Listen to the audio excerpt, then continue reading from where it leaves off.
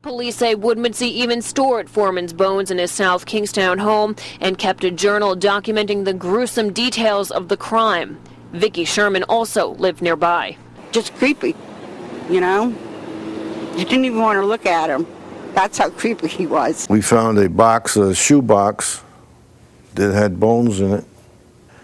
They were all cleaned and shiny. They'd been shellacked. Do not let evil out into the community. Instead, lock him up. Lock him up. Keep him locked up. Well, 5-year-old Jason Foreman went missing on Rhode Island in 1975. Authorities never thought that he could have suffered such a gruesome death. The police had considered that a cult had taken the young boy. Police even thought that Jason could have been kidnapped, killed, and left in the woods somewhere. But when Jason's bones were found 7 years later on his neighbor's dresser in a box and kept as a trophy, they realized that they could be dealing with a real monster who had the potential of becoming like Jeffrey Dahmer. Hello, my name is Holly. Welcome to the Murder She Shed, the place we discuss rarely told true crime right from my little she shed. If you celebrate 4th of July, happy 4th of July, although I'm not going to have this video out by 4th of July, so I don't even know why I mentioned that. If you don't celebrate it, just happy day, I guess. Something like that. I'm back to the Murder She Shed, and I do hope you missed me because I missed you guys. I did have the best time in Alaska, though, but was ready to be home. Really ready. I get tired of vacations after a while because I'm kind of a homebody, but it was fun. Before we begin, just make sure you hit the like and subscribe button to help this nerdy girl out in this big YouTube world. A girl can get lost in here, I often do, so I'd appreciate it if you help me out. On 34 Schaefer Street, South Kingston, Rhode Island, a 16-year-old boy lived with his police officer dad and stepmom in a small, grungy 2-story house. Michael Woodmansee's mom had died when he was just a child. Michael was a heavy-set junior at South Kingston High School, a loner who often carried a satchel of books for company. His classmates described him as quiet and awkward. His favorite subject was drama and acting, so he could become someone besides the monster that he knew he was inside. Even at 16, he was wondering what it would feel like to kill. He often thought to himself it would be easy to get away with it, and some form of fun, he thought. Unfortunately for the Foremans, they lived in the same neighborhood as Michael. It seemed like a quiet, safe neighborhood to the Foreman family. At the base of the hill, there was a sign that said, "Watch for children." And everyone did look out for the children in the neighborhood.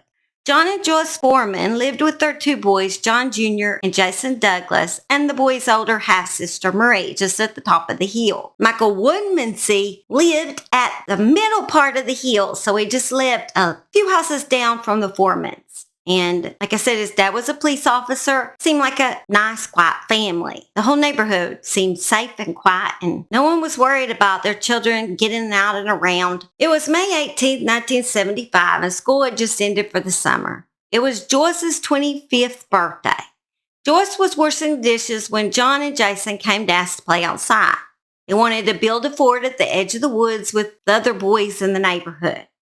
Joyce last heard her son's laughter around 3:30 p.m. that afternoon through the open kitchen window along Schaefer Street. It sounded like the boys were going to have a great summer.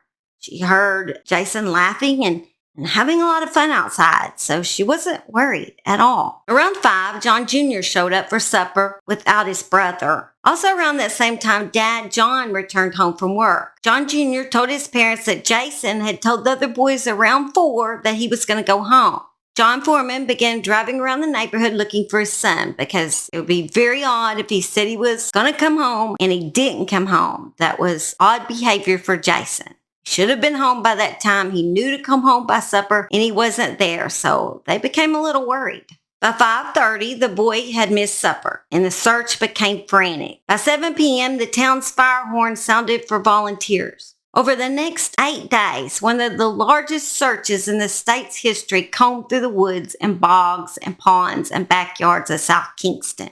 800 volunteers from at least 4 states stretched out over the town's 64 square miles. Helicopters and bloodhounds were also used in the search. Police searched neighborhood houses from basement to attic, all except for the Woodmansee house. Because Woodmansee's father, Franklin, was a police officer, the police told him to just check his own house for Jason, which I believe they would not do that now. They would also check the police officer's house. But they trusted him to check his own house. So that's what happened. Bring him back to me, because we miss him very much and we have to have him. A missing poster was made with Jason's picture and can be seen hanging in every store and restaurant in the area. It described the last clothing Jason was wearing. Jason was wearing a blue pinstripe polio shirt and maroon pants with a tiger patch on one knee when he disappeared. After a 10-day search and not a sign of Jason or his clothing was found, the search was officially called off. Michael participated in the searches for the missing boy and attended even the candlelight vigils in the neighborhood. He expressed his sympathy to Jason's mom and dad. He seemed really concerned about his missing neighbor. For the next 7 years, Jason's parents searched for him, and Joyce always believed he was still alive. She became a crossing guard outside the local elementary school, providing mittens and hats for those going to school. She wanted to at least bring protection to the other children in the neighborhood.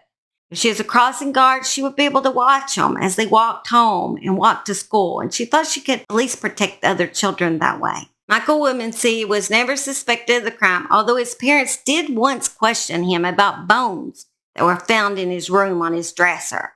Michael said they were only props for a play, where he was the killer in the play. Part of that was true, as he did have a part as a killer in a play. The bones were in fact real and were kept as a trophy after he killed Jason. Of course, as a parent, it'd be hard to accept that your child was so evil, and you want to believe the story that he told. Perhaps they did not look real, since he had actually varnished the bones in order to preserve them for his disturbing fantasies. As a parent, I can imagine thinking my child was a killer, much less that he would have bones on his dresser. But as a cop, you'd think he'd be a little bit more observant and realize that those were real bones. But his dad, I suppose, just didn't want to believe that fact. For whatever reason, his parents left the bones to lay on their son's dresser for 7 years without any more questions about why he would want to keep bones in his bedroom. If he hadn't been found out, would he have added additional bones to his collection? I mean, it sure seems that way, as he attempted to kill another boy inside the same house 7 years later, and the ugly truth would finally come out. At 23 years old, Michael still lived with his parents and was unemployed. On April 15, 1982, a 14-year-old newspaper boy walked by the Woodmansee's house. Michael knew he'd walked by that day since he had been watching him deliver the paper daily. Dale Sherman was lured into Michael's home with the promises of alcohol. Michael gave Dale a drink that made him pass out, and then Michael tried to strangle him with a red bandana. Michael was a big guy and much stronger than him, but Dale knew instinctively that unless he fought back, he was going to die. He pushed back hard, throwing Michael off balance and wrenching himself free. Then he was out the door, crossing the lawn at a sprint, snatching up his bicycle and pedaling hard. He did not ease up until he reached the safety of his own home. Dale Sherman was now left with so many things in his head. First, telling his father about the incident would mean that he'd have to admit to drinking alcohol. That would probably get him grounded. On the other hand, there was Michael, who had quite obviously planned to hurt him. What if he targeted another child? What if the next victim wasn't so lucky? Eventually, Dale's conscience got the better of him, and he decided to speak up. Dale's father was furious when he heard about the attack on his son.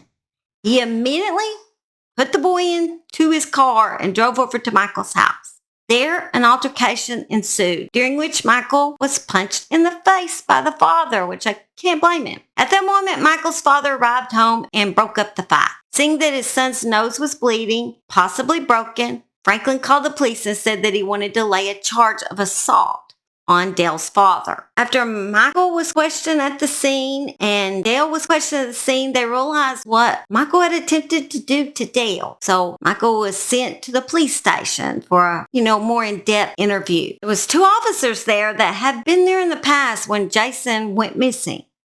These 2 officers wondered if Michael was capable of choking this little boy. Could he have done something to Jason in the past?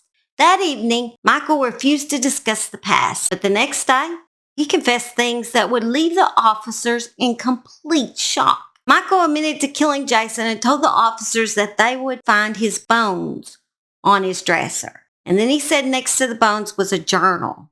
He kept repeating to the officers over and over again that everything he had written inside the journal was just fiction.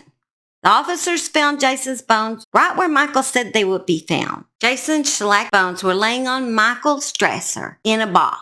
It included the arms, legs, and a small jaw, a few spine and rib bones, and his skull. The bones were washed and finished for display. Michael admitted that he was sitting on his front porch when Jason walked by his home that day in May 1975. He called Jason over to help him with something. Once Jason was in the house, Michael stabbed him once in the chest with a kitchen knife he got out of his parents' kitchen. And then while he watched Jason die, he began writing in his journal about witnessing the little boy's death. He talked about kind of a how-to murder, a guide on what worked and what he'd done. He also wrote about how he had essayed this little boy's lifeless body. He then hid Jason's body in a trunk, keeping it there while the search went on outside. And Jason's distraught parents were just across the street, trying to come to terms with their son's disappearance.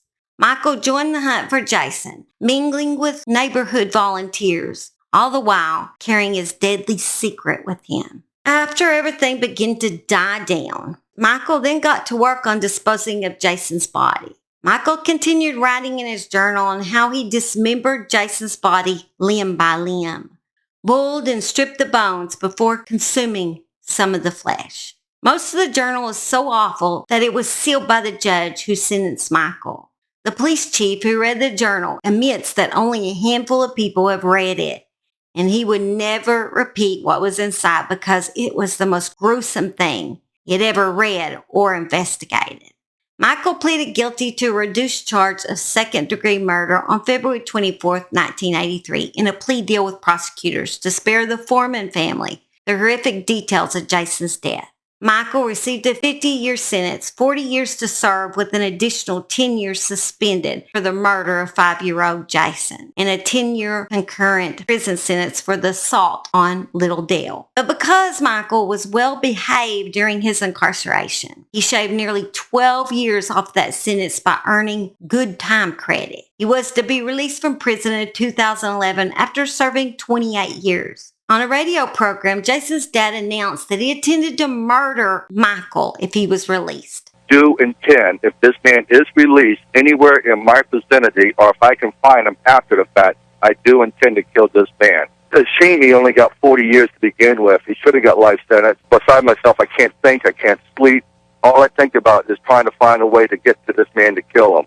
That's my every thought. Rhode Island prosecutors and prison officials used Michael's gruesome journals to make the case that he should be involuntarily committed if he was granted early release from prison. But in the end, Michael wisely, voluntarily committed himself to Eleanor Slater Hospital in Cranston, Rhode Island in the fall of 2011. Good thing he did, because I have no doubt that Jason's dad would have probably killed him. But I can't say I would blame him, because I'd probably have the exact same thoughts if that'd been my son. Both of Michael's parents are now deceased. The Woodmansee house still exists on 34 Schaefer Street in Kingstown and is currently off the market. I don't know who bought it. I don't know who would buy it. I certainly wouldn't. That's way, way disturbing.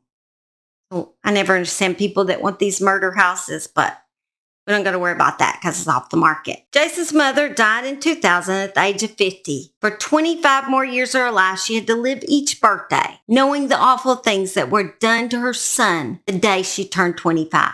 I cannot imagine anything more heartbreaking than that. Jason's dad, John, is still alive and is unable to let go of the anger in his heart. Jason's sister was 10 when her brother was murdered, and she still has recurring nightmares about the monster that killed her brother. She said, "Michael dismembered my brother limb by limb. Soon after, he was eating my brother's flesh like the animal he was. No, he was worse than an animal. Animals killed to eat, to suit a need. Michael killed for pure sport. This deranged killer murdered my baby brother, and as he watched him die, he scribbled notes in a journal. Michael killed just because he could. To this day, Michael's journal is still sealed, so we may never know the complete horror of what happened to 5-year-old Jason that May Day in 1975. May you forever rest in peace, Jason Douglas Foreman. And well, that was a very sad case, and I feel like I left you really depressed. Just sad. Anyway, I guess I'll leave you with a few bloopers at the end. I know I haven't been doing that because when I first started my channel, I would do that quite a bit because I felt like I was helping you guys get through some awful things. And I felt like the bloopers in the end just kind of helped you not leave you in an awful mood. But then some people said it was disrespectful, and that's not the way I meant it at all. I just was trying to help you guys out because it's hard to leave y'all in that mood where it ends so awful. So today, I'm going to leave a little bloopers because this case was truly awful. I love y'all and thank you for supporting my channel. As always, bye. When 5-year-old Jason Foreman went missing on Rhode Island in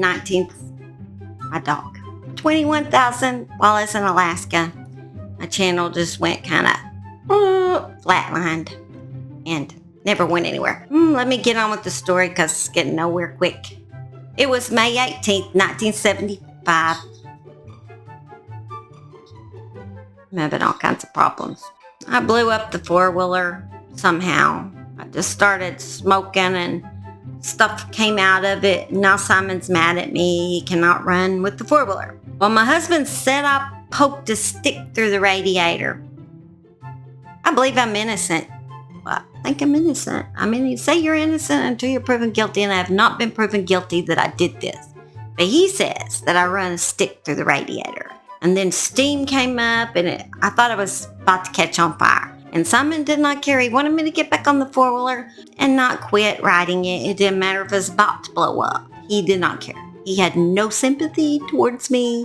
And now it's stuck in the garage because my husband had to order a new part, and we probably won't be here for like a month. And Simon is driving me nuts. I know. I broke your four-wheeler. I know. It's sad. It really is. I didn't mean to. I know. That's nice. Thanks for that. We only have broken four-wheelers. You know how on a cruise you got all this food and you eat all day long and you can have ice cream anytime you want, all day long. You just sit out there and chill and maybe have a few too many pina coladas. Well, all these calories just should put a few extra pounds on me. Just a few. I'm not going to say how much. It was just too much for my soul to bear. I couldn't say no. I didn't know how to say no. I just kept eating and eating and eating. It was awful. It was like I was living in a nightmare. I couldn't control myself. I couldn't stop. And I just stood in line. One buffet after another buffet. From tacos to hamburgers to pizza and ice cream about 100 times and pina coladas that were supposed to make me dance but just made me lazy. That's what I did on my vacation. Simon wants to say bye. Say bye, Simon. Say see you next time at the Murder She Shed. Yes, he's upset about the four-wheeler. Oh, I know. Don't tell me about it too much. You upset me when you do that. There's Max. Just chilling, being good. Simon don't know what chilling and being good is, and he can't help it.